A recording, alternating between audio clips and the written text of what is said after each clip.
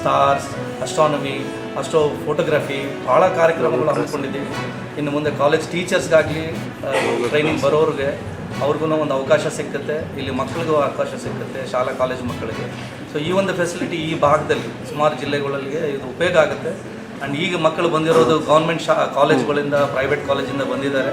And ಈ ಒಂದು ಕಾರ್ಯಕ್ರಮ only particularly for girls students ಏರ್ಪಾಡು ಮಾಡಿರೋದು ಕಾರಣ because of the international women day and also the first time ಇದು ಇನ್ಫಾರ್ಮೇಷನ್ ರೀಚ್ ಆಗಲಿ ಅನ್ನೋ ಉದ್ದೇಶದಿಂದ ಮಾಡ್ತಾ ಇದ್ದೀವಿ. ಆಡಳಿತ ವಿಧೇಯಕ 2024 ಸಭೆ ವಿಧೇಯಕ ಸಂಖ್ಯೆ 34 ಪುನರ್ ಪರಿಶೀಲಿಸಬೇಕೆಂದು ಸೂಚಿಸುತ್ತೇವೆ.